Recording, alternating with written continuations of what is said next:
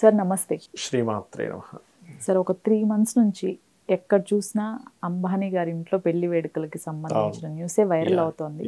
పెళ్లి కూడా అయిపోవటం జరిగింది. కానీ కామన్ ఆడియన్స్కి ఉన్న డౌట్ ఏంటి అంటే అసలు మనకి ఆషాఢ మాసంలో ముహూర్తాలే ఉండవు.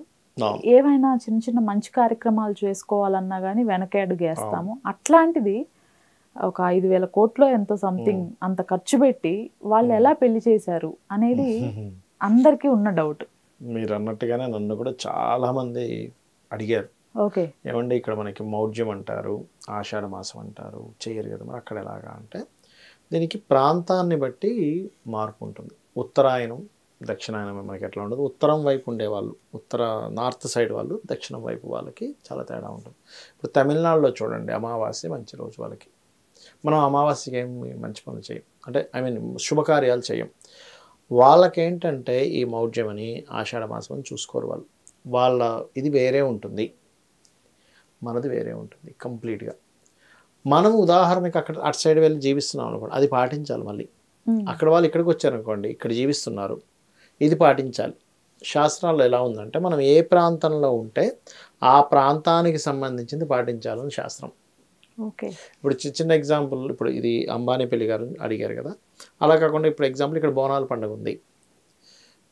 వేరే ప్రాంతం ఎక్కడ చెన్నై నుంచో లేకపోతే ఆంధ్ర నుంచి అక్కడ నుంచి ఇక్కడికి వచ్చారనుకోండి, ఇక్కడ బోనాల పండుగని వాళ్ళు చేసుకోవాలి. ఈ ప్రాంతంలో నివసించేటప్పుడు ఇది చేసుకోలేదు, మేము చేయలేదు, మాకు తెలియదు, ఇక్కడ బోనాల పండుగ మాకేం సంబంధం అనడానికి వీల్లేదు. అలాగే ఇక్కడ వాళ్ళు అక్కడికి వెళ్తే, తమిళనాడు వెళ్తే అమావాస్యనే శుభంగా తీసుకోవాలి. అక్కడ వాళ్ళు ఏంటంటే తమిళనాడులో గులిక కాలం అని ఉంటుందమ్మా. మనకి రాహుకాలం గులిక కాలం ఉంటుంది చూసారా, గులిక కాలం వాళ్ళకి చాలా మంచిది. గులిక కాలం సమయంలో జనాలు విపరీతంగా కొంటారు అక్కడ. అంటే వాళ్ళ ఉద్దేశం ఏంటంటే గులిక కాలం బంగారం కొన్నాము మళ్ళీ కొనేలా చేస్తుంది. అంటే లైక్ ఇక్కడ మనకి అక్షయ తృతీయలాగా అక్కడ గులిక కాలం రోజుకి, అది రాహుకాలంలాగా గులిక కాలం కంటే రోజు ఉంటుంది. ఆ టైంలో కొంటారు అక్కడ చెన్నై సైడ్. ఏ వస్తువు బంగారం ఏదో ఒకటి వాళ్ళ సెంటిమెంట్ అనమాట. గులిక కాలంలో కొంటే మళ్ళీ ఇంకో వస్తువు కొంటారు. కొనడం వరకు అన్నిటికీ వాడరు అది. అట్లా ఏంటంటే ప్రాంతాన్ని బట్టి మార్పులు ఉంటాయి. ప్రాంతాన్ని బట్టి, కాలాన్ని బట్టి ఒక్కొక్క దగ్గర ఒక్కొక్క సిస్టమ్ చెప్పారు. అది మనం అలాగే పాటించాలి. అక్కడ చేస్తున్నారు కదా వాళ్ళకి శాస్త్రం తెలియదు అనడానికి లేదు. అక్కడ నియమాలు అక్కడ రిలేటెడ్గా అది అలాగే పనిచేస్తుంది, ఇక్కడ ఇలాగే పనిచేస్తుంది. అట్లాగే దాని మీద చాలామంది ఏంటంటే ట్రోలింగ్స్ కూడా అన్ని డబ్బులు ఖర్చు పెట్టి చేస్తున్నారు ఏంటి, అదేదో పేదలకు పంచవచ్చు కదా, అది ఇది అనుకుని చాలా చూసా. మీరు ఇప్పుడు ఇది అన్నారు కదా, దీంతో పాటు ఈ ట్రోలింగ్స్ కూడా చూసా. ఒక చిన్న ఎగ్జాంపుల్ చెప్తాను చూడండి. ఇవాళ రేపు 1,00,000-1,50,000 సంపాదిస్తున్నాడు అనుకోండి ఒక వ్యక్తి, దానికి ఒక 30 to 50 times ఎక్కువ ఖర్చు, అంటే అతని జీతానికి ఒక 30-50% అన్ని వంతులు డబ్బు ఖర్చు పెట్టుకుంటాడు పెళ్ళికి. అంతే కదా. ఇప్పుడు కనీసం 30-50 లక్షలు ఖర్చు పెడతాడు ఒక మనిషి, ఒక ₹1,00,000 1,50,000 సంపాదించే వ్యక్తి. అలాంటప్పుడు అంబానీ గారు ఎన్ని కోట్లు సంపాదిస్తాడు రోజుకి? ఆయన మొత్తం నెల దీంట్లో, అంటే మొత్తం ఆయన ప్రాపర్టీలో 0.5% అంటే మనం ఖర్చు పెట్టింది. ఇంకోటి ఏంటంటే ఖర్చు పెట్టడం కావాలి ఎప్పుడు కూడా. ఎందుకంటే మనీ స్ట్రక్ అయిపోయింది అనుకోండి, రొటేషన్లోకి వెళ్ళకపోతే అది తప్పది. ఎప్పుడు రొటేషన్లోకి వెళ్ళాలి.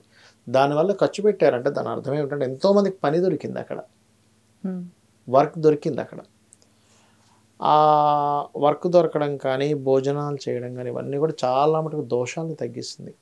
ఎందుకు గ్రాండ్గా చేయాలంటారు అంటే, డబ్బులు లేని వ్యక్తి అప్పులు చేసి చేయమని చెప్పట్లేదు, గ్రాండ్గా చేయాలి ఫస్ట్ ఆఫ్ ఆల్. అండ్ ఇంకోటి ఏంటంటే నేను ఈ సోషల్ మీడియాస్లో చూస్తుంటాను కదా, ఇప్పుడు ఈయన గ్రాండ్గా చేశాడు కాబట్టి గ్రాండ్గా చేశాడు, ఎందుకు ఇంత డబ్బులు వేస్ట్ చేశాడు అని ఉంటుంది. అదే కానీ ఏ గుళ్ళోనో సింపుల్గా చేసుంటే ఇన్ని డబ్బులు పెట్టుకొని కూడా ఏం లాభం అని మాట్లాడుకునేవారు. మీకు ఎప్పుడు ఒక చెప్తుంటా, ఒక గాడిద కథ ఉంటుంది తెలుసా మీకు? చూసా ఎప్పుడు విన్నారా? ఒక భార్యాభర్త ఇద్దరు గాడిదని పట్టుకొని వెళ్తున్నారట. పట్టుకొని వెళ్తా ఉంటే గాడిద ఉండి కూడా ఇద్దరు కనీసం వాడుకోవట్లేదు, వీళ్ళకి అసలు తలకాయే లేదంటారు. మా సొసైటీ అంతా ఇట్లా మాట్లాడుకుంటుంది, ఇట్లా కాదులే అని చెప్పని ఆమెను ఎక్కమంటలేదు, లేదు మీరు కూర్చోండి నేను నడుస్తానులేండి అన్నది. అతను ఎక్కి నడుస్తూ ఉన్నాడు. నడుస్తూ ఉంటే అరే భార్యను నడిపిస్తున్నాడు, వీడు కూర్చున్నాడు, వీడికి బుద్ధి లేదన్నారు. మా ఈ గోలంతా ఎందుకురా బాబు అని చెప్పి వాడు కూర్చొని అమ్మాయిని కూర్చోబెట్టాడు.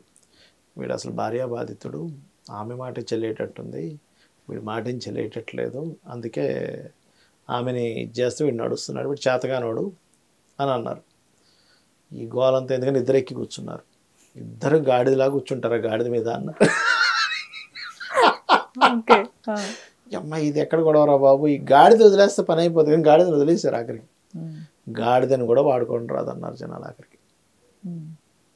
అంటే ఏంటంటే మనం ఏమి చేసినా సోషల్ మీడియాలో కానీ చుట్టుపక్కల ఉన్న వాళ్ళు కానీ మన బంధువులు కానీ ఏదో ఒకటి అంటూనే ఉంటారు. మనం ఆ గాడిదకి వల్ల ఇది నేర్చుకోవాలి ఒకటి. అట్లా నేను ఈ మధ్య భలే ఆశ్చర్యకరమైన కామెంట్స్ చూసా అంబానీ గారి పెళ్లి విషయంలో, ఆ అబ్బాయి పెళ్లి విషయంలో. కాకపోతే నాకు అతని జాతకం చూశాను నేను, అంటే టైం తెలియదు, జస్ట్ అతని డేట్ ఆఫ్ అనంత అంబానీ జాతకం చూశాను. చూస్తే అమ్మ, అంటే ఇది అందరికీ తెలియాలని చెప్తున్నాను, అందులో రవి తండ్రి కారకుడు బుధుడితో నీచబడ్డ బుధుడితో ఉండి, నీచబడ్డ బుధుడు నీచభంగ రాజయోగాన్ని పొందాడు అక్కడ.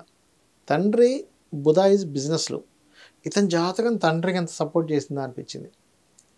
తండ్రి ప్రాపర్టీ అంటే బిజినెస్ మూలంగా అద్భుతమైన బిజినెస్, ఇప్పుడు మామూలు విషయం మనిషి కాదు కదా, అంత అద్భుతమైన స్టేజ్కి వెళ్ళేలాగా ఈయన చార్ట్ ఓపెన్ ఇదైంది.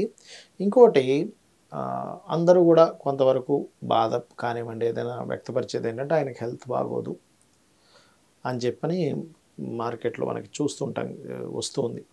కానీ నాకు ఆ జాతకం చూసినప్పుడు నాకు వచ్చిన ఇదేంటంటే, సన్ ఎప్పుడైనా అట్లా ఉందనుకోండి, ఎవరి జన్మ జాతకంలో అయినా, ఇప్పుడు అక్కడ అనంత అంబానీ గారి జాతకం అనే కాదు, సన్ ఎప్పుడైనా నీచభంగ రాజయోగం జరిగినప్పుడు వాళ్ళకి తండ్రికి కలిసి వస్తుంది. రేపు పొద్దున ఒక పిల్లవాడు పుడితే కూడా వీళ్ళకి మళ్ళీ ఈ అనారోగ్య సమస్యలు కూడా తగ్గుతాయి.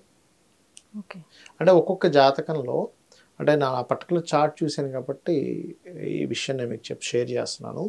కొంతమంది జాతకాల్లో ఒక ఇల్లు కొనుక్కుంటే కలిసి వస్తుంది, కొంతమందికి భార్య పెళ్లి చేసుకుంటే కలిసి వస్తుంది, లేదా వివాహం భర్త కావచ్చు భార్య కావచ్చు, మరికొంతమందికి సంతానం, మరికొంతమందికి ఏదైనా మీడియేటింగ్స్ ద్వారా కలిసి రావడం, లేదా ఇంకొంతమందికి ఎట్లా అంటే ఒక పాతకాలంలో సామెత ఉండేది, గొడ్డు వచ్చిన వేళ బిడ్డ వచ్చిన వేళని.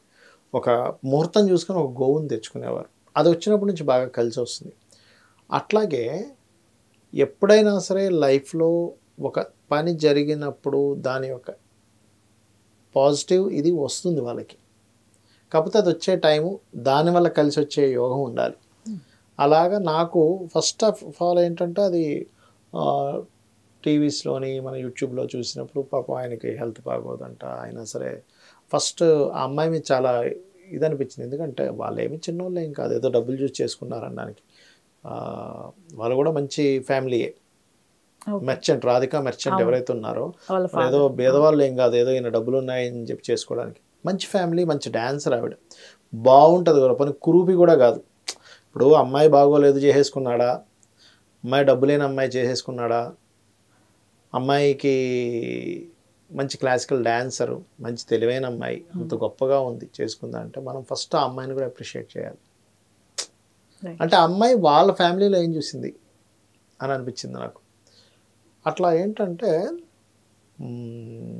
కొంతమంది జాతకాల్లో కొంతమంది లైఫ్లోకి ఎంటర్ అయ్యాక కూడా బాగుంటుంది లైఫ్. అది నాకు ఎందుకో అతని జాతకంలో అది something is positive going on అనిపించింది నాకు. సో ముహూర్తాలకి సంబంధించి అయితే దేశకాల పరిస్థితులను బట్టి మార్పు ఉంటుంది. మనము అక్కడిది తీసుకొని ఇక్కడ ఆపాదించకూడదు. ఇక్కడ పద్ధతి వేరు, అక్కడ పద్ధతి వేరు. Right sir, thank you. శ్రీమాత్రే నమః.